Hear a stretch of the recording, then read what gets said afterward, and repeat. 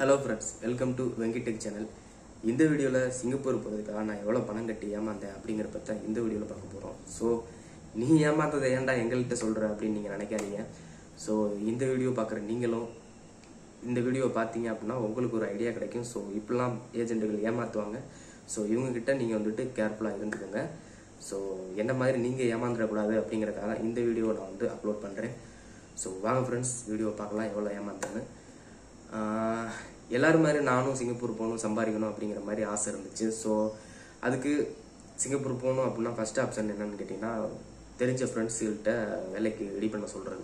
சிங்கப்பூரில் எங்கள் ஊரில் இருந்து பார்த்தீங்கன்னா ஒரு 4-5 பேர் வேலை பார்க்குறாங்க. அவங்ககிட்ட கேட்குற ஏதாவது நான் வந்துட்டு எஸ்பாஸ் வேலைக்கு தான் ரெடி பண்ணிட்டு இருந்தேன். ஏன்னா டிகிரி முடிச்சிருக்கேன் அப்படிங்கிறப்போ எஸ்பாஸ் வேலைக்கு தான் போகணும் அப்படிங்கிற மாதிரி எய்ம் பண்ணிட்டு இருந்தேன். ஸோ அவங்ககிட்ட எஸ்பாஸ் வேலைக்கு கேட்டு பார்க்குறேன். அவங்க எல்லாருமே ஒர்க் பெர்மிட்டில் வேலை பார்க்குறதுனால அவங்களால எடுக்க முடியல. ஸோ வேறு ஆப்ஷன் அவங்ககிட்ட இருக்கிற ஏஜென்ட் நம்பரை வந்து கேட்டு பார்க்குறேன். சரி, உங்களை அனுப்பின ஏஜென்ட் நம்பர் ஏதாவது இருந்தால் கொடுங்க அப்படின்னு சொல்லி கேட்கும்போது அவங்களோட ஏஜென்ட்டுகளும் பார்த்தீங்கன்னா ஒர்க் பெர்மிட்டு தான் அதிகமாக அனுப்பிக்கிட்டு இருந்தாங்க. எஸ்பாஸுக்கு வந்துட்டு அனுப்புகிற மாதிரி இல்லை. ஆனால் என்னடா அது அப்படின்னு சொல்லிட்டு வேறு ஏஜென்ட் நம்பரும் கிடைக்கல. வேறு நம்ம ஃப்ரெண்ட்ஸ் சர்க்கிளையும் எதுவும் ஹெல்ப் பண்ணுறதுக்கு யாரும் இல்லை. அப்போ என்ன பண்ணலாம் அப்படின்னு பார்க்கும்போது சரி, தெரியாத ஏஜென்ட்டு தான் நம்ம போகணும் அப்படிங்கிற மாதிரி ஒரு முடிவுக்கு வந்துட்டேன்.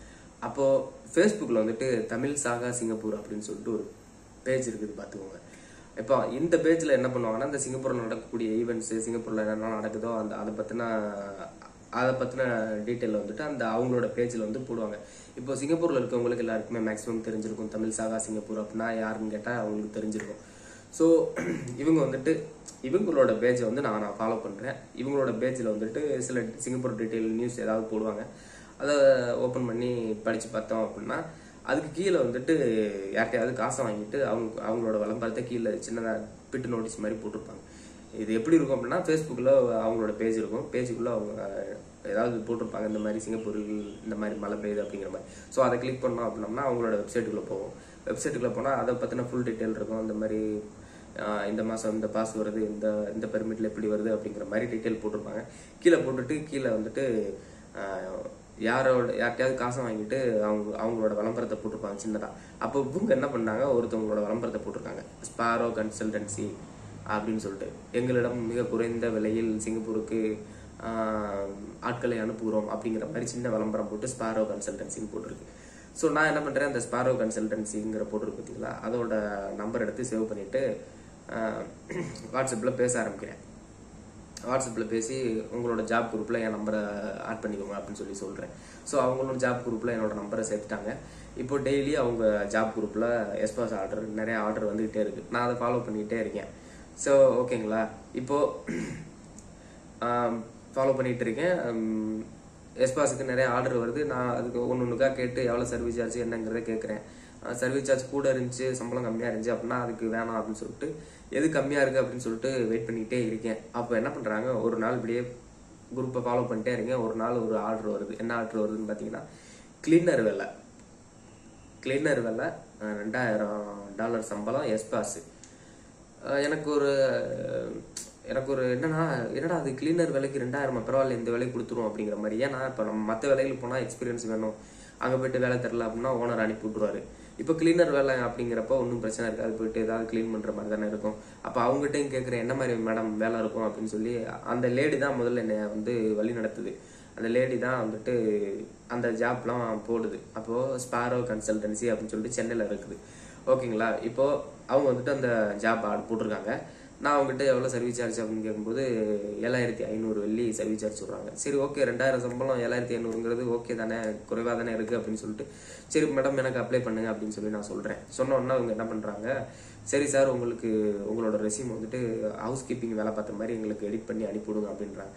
சரி, நானும் ஹவுஸ் கீப்பிங் வேலை பார்த்த மாதிரி, அதாவது நமக்கு என்ன ஹவுஸ் கீப்பிங்னா என்ன, ஒன்றும் பெரிய இதெல்லாம் இல்லை, கூட்டுறது குப்பை அள்ளுறது இந்த மாதிரி தானே. சரி, ஓகே, சம்பளம் நல்ல சம்பளமாக இருக்குது, இப்போ இதில் என்ன பிரச்சனை அப்படின்னு சொல்லிட்டு நானும் எடிட் பண்ணி அனுப்பி விட்டுட்டேன். அதுக்கப்புறம் என்ன பண்ணுறாங்க, உங்களுக்கு சிங்கப்பூர் வந்து கால் வரும் அப்படின்னாங்க. சரி, நானும் வெயிட் பண்ணி பார்க்குறேன். சிங்கப்பூர் நம்பர்லேருந்து ஒரு கால் வருது. பார்த்தா சிங்கப்பூர்லேருந்து வந்துச்சா இல்லை உள்ளூர்லேருந்து வந்துச்சான்னு தெரியல, ஆனால் சிங்கப்பூர் நம்பர்லேருந்து கால் வருது, அது மட்டும் தெரியுது. சரி, அந்த கால் அட்டன் பண்ணால் தமிழால் பேசுகிறாரு. பேசி என்ன சொல்கிறாரு, இந்த மாதிரி உங்கள் ரெஸ்யூம் வந்திருக்கு, இந்த வேலைக்கு நீங்கள் வந்து வர தயாராக இருக்கீங்களா, அந்த சம்பளம் அப்படிங்கிறாரு. சரி ஓகே அப்படின்னு சொல்லிட்டு சரி சிங்கப்பூர் ஏஜென்ட் சிங்கப்பூர்ல இருந்து கால் பண்றாருன்னா அவரும் தமிழாளா இருக்காரு அப்படின்னு சொல்லிட்டு எனக்குள்ள ஒரு சந்தோஷம். பரவாயில்ல, தமிழ் ஏஜென்ட்னா நாளைக்கு அங்கே போயிட்டு நமக்கு ஹெல்ப் பண்ணுவாங்க அப்படிங்கிற மாதிரி. ஓகே சார், பிரச்சனை இல்லை சார், நான் அப்ளை பண்ணுங்க சார் அப்படின்னு சொல்லி நான் சொல்லிட்டு காலை கட் பண்ணியாச்சு. இப்போ இங்கே இந்த ஸ்பாரோ கன்சல்டன்சி இருக்காங்கல்ல, அவங்க எனக்கு கால் பண்ணுறாங்க. சார் உங்களுக்கு வந்து ஓகே ஆயிடுச்சு, இன்னும் ஒரு 20 பேரா நம்ம வேணும்னு சொல்லிட்டு இருந்தாங்க அந்த டைம். அப்போது இன்னும் ஒரு இப்போதைக்கு 4 பேர் தான் எடுத்திருக்கோம், இன்னும் ஒரு 16 பேர் எடுக்கணும். அதனால ஒரு மாதம் டைம் எங்களுக்கு. பிப்ரவரி மாதம் ஃபுல்லாக முடிஞ்சதுக்கப்புறம் தான் மார்ச்சில் தான் அப்ளை பண்ணோம்னாங்க. பிப்ரவரி 5ஆம் தேதி என்னமோ அந்த ஆர்டு போடுறாங்க. சரி ஓகே, கண்டிஷன்லாம் ஓகே, சம்பளம் நல்லா இருக்கும்போது பிரச்சனை இல்லை, ஒரு மாதம் தான் நான் வெயிட் பண்ணுறேன் அப்படிங்கிற மாதிரி நானும் சொல்லிட்டேன். இப்போ அடுத்து என்ன கேட்குறாங்க, உங்களோட பாஸ்போர்ட்டை வந்துட்டு நான் ஒரு அட்ரஸ் எங்கள் ஆஃபீஸ் அட்ரஸ் அனுப்புகிறேன், அந்த ஆஃபீஸ் அட்ரஸ்க்கு பாஸ்போர்ட் அனுப்பி விட்ருங்க, அதுக்கப்புறம் $500 வந்து எங்களுக்கு பே பண்ணணும்ட்டாங்க. சரி ஓகே, என்ன பண்ணுறது, அந்த சதுரங்க வேட்டை படத்தில் சொல்கிற மாதிரி தான், ஒருத்தனோட ஆசையை தூண்டுனா போதும், அவன்கிட்ட இருந்து நம்ம பணத்தை ஈஸியாக பிடிங்கிடலாம் அப்படிங்கிற மாதிரி நமக்கு $2000 சம்பளம் சொன்னோன்னா ஆசையை தூண்டிட்டாங்க. சரி ஓகே, நான் என்ன பண்ணுறேன், அவங்களோட அட்ரஸ் அனுப்பிவிட்றாங்க. பாஸ்போர்ட்டை வந்துட்டு அந்த அட்ரஸ்க்கு வந்து கொரியர் போட்டு விட்றேன். கொரியர் போட்டுட்டு அடுத்த 2 நாளில் வந்துட்டு பணத்தை போட்டுறேன்னு சொல்லியிருந்தேன்.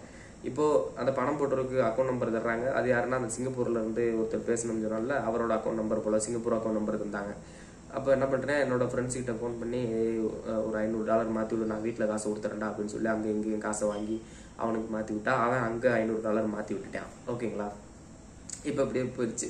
சரி ஓகே, இவ்வளோதான் முடிஞ்சு போச்சு. ஒரு மாதம் டைம் சொல்லியிருக்காங்களா, சரி ஒரு மாதம் ஏதாவது வேலையை பார்த்துட்டு இருக்கோம் அப்படின்னு சொல்லிட்டு நானும் போயிட்டு அங்கே எங்கே சும்மா கிடைக்கிற வேலையை ஊருக்குள்ள என்ன வேலை கிடைக்கும், சும்மா ஏதாவது கேட்டரிங் வேலை அந்த மாதிரி ஏதோ ஒரு வேலை போய் பார்த்து அப்படியே போயிட்டு இருக்கு. ஒரு மாதம் ஓட்டிகிட்டு இருக்கேன். இப்போ பிப்ரவரி முடிஞ்சு போச்சு. நான் ஒரு விஷயம் நல்லா தெரிஞ்சுக்கணும், எதுக்காக பணம் போட்டேன் அப்படின்னு கேட்டிங்கன்னா, தெரியாத ஏஜென்ட்டுக்கு ஏன்டா பணம் போட்டேன் அப்படின்னு கேட்டிங்கன்னா, எனக்கு ஒரு நம்பிக்கை இருந்துச்சு. ஏன்னு கேட்டிங்கன்னா, அந்த தமிழ் சாகா சிங்கப்பூருங்கிறது எல்லாருக்கும் தெரியும். அதனால் இவங்க வந்துட்டு ஏமாற்ற மாட்டாங்க, இவங்க ஒருத்தங்களை ரெக்கமெண்ட் பண்ணுறாங்கன்னா கரெக்டாக தான் இருக்கும் அப்படிங்கிற மாதிரி நான் நம்பிட்டு இருந்தேன். அது கடைசியில் தான் தெரியுது இவங்களும் கை உரிப்பாங்கன்னு எனக்கு தெரியல. சரி ஓகேன்னு சொல்லிட்டு இவங்க மேலே அந்த தமிழ் சாகா சிங்கப்பூர்னு சொல்லிட்டு இவங்க மேலே நம்பிக்கை வச்சு தான் நான் பணத்தை போட்டு விட்டேன். சரி, ஏமாற்ற மாட்டாங்க. இப்போ பணத்தை போட்டு விட்டாச்சு. ஒரு மாதம் பிப்ரவரி மாதம் முடிஞ்சு போச்சு. சரி, மார்ச் மாதம் வந்துருச்சு. என்ன மேடம் அப்ளை பண்ணுறோம்னு சொன்னீங்களே, என்னாச்சு அப்படின்னு சொல்லி கேட்கும்போது, இந்த இருங்க சார், மார்ச் 5ஆம் தேதி, அடுத்து மார்ச் 5 கேட்டோம்னா மார்ச் 10ஆம் தேதி, இப்படி சொல்லி இழுத்துக்கிட்டே போகுது. மார்ச் மாதம் முடிஞ்சு போச்சு.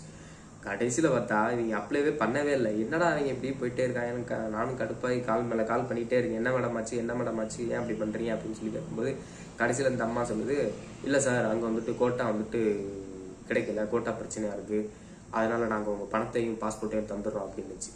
இதைத்தானே உங்கள்கிட்ட நான் முன்னாடியே கேட்டேன், நீங்கள் பண்ண முடியும் அப்படின்னா பண்ணுங்க, இல்லாட்டி எனக்கு இந்த ஒரு மாதம் வேஸ்ட்டாக போச்சுலங்க, நான் வேறு வேலைக்கு கொடுத்துருந்தா கூட இன்ன வரைக்கும் ஒரு மாதம் போயிட்டு சம்பளம் எடுத்திருப்பேன், தேவையில்லாமல் நான் முன்னாடியே உங்கள்கிட்ட அதை கேட்டனா இல்லையா அப்படிங்கிறதுக்கு, இல்லை சார், அது நாங்களே எதிர்பார்க்கல அப்படி இப்படின்னு பெரிய பில்டப்லாம் விட்டுட்டு இருந்துச்சு அந்த அம்மா. சரி, என்னமோ பண்ணி தொலைறேன், போய் தொலைட்டேன், எனக்கு பணத்தையும் பாஸ்போர்ட்டையும் கொடுங்க அப்படின்ட்டேன். அப்புறம் அட்ரஸ் கேட்டேன். இதோட இன்னொரு விஷயம், இந்த அம்மா இதோட ஓடி போச்சுன்னா ஆன்லைனில் காணோம், வாட்ஸ்அப்பில் இந்த அம்மா கான்டாக்ட் பண்ண முடியல. இதுக்கப்புறம் இன்னொரு நம்பர் இருந்துச்சு, அந்த அந்த ஸ்பாரோ கன்சல்டன்சி ஜாப் குரூப் இருக்கு இல்லையா, அதுக்குள்ளேயே 2-3 அட்மின் இருந்தானுங்க. அந்த ஒரு அட்மின் வந்துட்டு அந்த லேடி இப்போ ஆன்லைன் வர்றதில்ல. இதுக்கப்புறம் இன்னொரு அட்மின் இருந்தார், அவர்கிட்ட போய் இந்த மாதிரி கேட்குறேன், இந்த மாதிரி உங்கள் இதுக்கு நான் காசு போட்டு விட்டேன், பாஸ்போர்ட் கொடுத்து விட்டேன் அப்படின்னா இவர் தான் இப்போ டீல் பண்ண ஆரம்பித்தார்.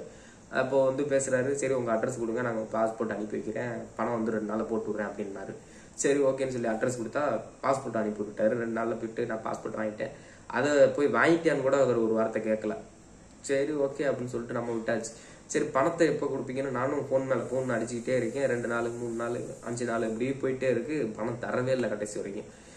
என்னடா அவர் இப்படி பண்ணுறாரு அப்படின்னு சொல்லிட்டு, சரி நம்ம மெயின் யார் இதுக்கு மெயின், இந்த தமிழ் சாகா சிங்கப்பூர் தானே, சரி அவங்கள போய் பார்ப்போம் அப்படின்னு சொல்லிட்டு தமிழ் சாகா சிங்கப்பூரோட நம்பர் எடுத்து அவங்களுக்கு மெசேஜ் பண்ணுறேன். மேடம், என்ன மேடம், உங்கள் மேலே நம்பிக்கை வச்சு தான் நான் அந்த மாதிரி இவங்ககிட்ட பணம் போட்டு விட்டேன் வேலைக்காக, இப்போ என்ன இவங்க வந்துட்டு பணம் போட்டு விடாமல் இருக்காங்க அப்படின்னா, இவங்க என்ன சொல்கிறாங்கன்னா, நாங்கள் தான் தெளிவாக போட்டுறோம்ல, அதாவது இந்த வேலைகளுக்கு அப்ளை பண்ணுறீங்க, இந்த நாங்கள் போடுற ஏஜென்ட்டுகள்கிட்ட நீங்கள் வேலைக்கு அப்ளை பண்ணுறீங்க அப்படின்னா அது உங்களோட பொறுப்பு, இதுக்கு வந்து தமிழ் சாகா எந்த பொறுப்பும் கிடையாது அப்படின்னு நாங்கள் தெளிவாக போட்டுறோம்ல, அப்புறம் வந்துட்டு எங்கள்கிட்ட வந்து கேட்டுக்கிட்டு இருக்கீங்க, இது வந்துட்டு உங்களோட ஓன் ரிஸ்க் சார், நாங்கள் எதுவும் பண்ண முடியாது அப்படிங்கிற மாதிரி இவங்க பேசுகிறாங்க. அது எப்படி ஓன் ரிஸ்க்கு நீங்களே பார்த்துக்கோங்கண்ணா, அப்புறம் எதுக்கு நீங்கள் அதை வாங்கி போடுறீங்க? ஒரு உங்கள் பேர் கெட்டுறக்கூடாது அப்படின்னா நீங்கள் ஒரு நல்ல ஏஜென்ட் தானே வாங்கி போட்டுருக்கணும். இந்த மாதிரி காசு வாங்கிட்டு திருடிட்டு ஓடுறவங்களை எதுக்கு நீங்கள் வந்து உள்ளே போடுறீங்க? சரி உள்ளே போட்டீங்க சரி, அதுக்கப்புறம் இந்த மாதிரி மாட்டிக்கிட்டோம். என்ன மாதிரி அதில் ஒரு 20 பேர் 30 பேர் மாட்டிட்டாங்க. காசு ஒரு 30,000 ரூபா, அதான் $500 நம்ம காசு 30,000 ரூபா. அப்போது இப்படி மாட்டிக்கிட்டாங்க. அப்போ அவங்களுக்கு வந்து ஹெல்ப் பண்ணணுமா இல்லையா? அவங்கள வந்துட்டு அங்கே வந்து நீங்கள் கால் பண்ணி அவங்க பணத்தை போட்டு விடுங்க அப்படிங்கிற மாதிரி சொல்லணும். இல்லைனா எங்களுக்கு ஒரு வழியை சொல்லணும், எப்படி பண்ணலாம், எப்படி போய் வாங்கலாங்கிற மாதிரி வழியை சொல்லணும். அதுவும் சொல்ல மாட்டீங்க. இந்த மாதிரி நீங்கள் கையை வச்சிட்டிங்கன்னா நாங்கள் தான் தெளிவாக போட்டுறோம்ல, நீங்கள் பணம் கட்டினீங்கன்னா அது உங்களோட இருக்குது, நாங்கள் எதுவும் பண்ண முடியாது அப்படிங்கிற மாதிரி நீங்கள் எப்படி சொல்ல முடியும்? அப்படிங்கிற மாதிரி நான் பிடிச்சி சண்டை போடுறேன். சண்டை போடும்போது சரி ஓகே, நீங்கள் வந்துட்டு அவங்களோட ப்ரொமோட் பண்ணுறக்கா அந்த இதெல்லாம் போட்டிங்கல்ல, அப்போ நீங்கள் அவங்கள்ட்ட காசு வாங்கியிருப்பீங்களா, அவங்களோட அட்ரஸ் டீட்டெயிலாம் வாங்கியிருப்பீங்களா அப்படின்னு கேட்கும்போது ஓகே அவங்களோட ஆதார் கார்டு தான் எங்ககிட்ட இருக்குது அப்படின்னு சொல்லி ஆதார் கார்டு மட்டும் அனுப்பி விட்டாரு. அந்த ஆதார் கார்டு அட்ரஸில் போயிட்டு நானும் தேடி பார்க்குறேன். அந்த அட்ரஸில் இந்த ஸ்பாரோ கன்சல்டன்சிங்கிறவங்க ஆளே காணும். பக்கத்தில் கேட்டு பார்த்தா இல்லைப்பா அந்த அட்ரஸில் அவர் இல்லைப்பா அப்படிங்கிற மாதிரி சொல்லிட்டாங்க. சரி இதுக்கப்புறம் திரும்பவும் தமிழ் சார்கிட்ட போய் நான் கேட்குறேன், மேடம் என்ன மேடம் நீங்கள் கொடுத்த அட்ரஸில் அவர் இல்லை மேடம் அப்படின்னு சொல்லும்போது அவங்க அதுக்கப்புறம் ரெஸ்பான்ஸே இல்லை, அதுக்கப்புறம் ரீப்ளேவே பண்ண மாட்டாங்க. அதுக்கப்புறம் அவங்க ஏன் மேலே கோவப்படுறாங்க, இதுக்கு மேலே நீங்கள் எங்களை இது பண்ணிகிட்டே இருந்தீங்கன்னா நாங்கள் வந்துட்டு உங்கள் மேலே கேஸ் போட்டுருவோம் அப்படிங்கிற மாதிரி அவங்க சொல்லிட்டு இருக்காங்க. ஏன்னா அது நம்ம பணத்தை கட்டிவிட்டு இப்போ பாருங்க ஏன் மேலே அவங்க கேஸ் போடுறாங்களாம். அதாவது நான் வந்து நல்ல மரியாதை வச்சிருந்தேன். தமிழ் சாகா சிங்கப்பூருங்கிறது சரி ஏதோ ஓரளவுக்கு ஹெல்ப் பண்ணுறாங்க அப்படிங்கிற மாதிரி தான் நான் மரியாதை வச்சிருந்தேன்.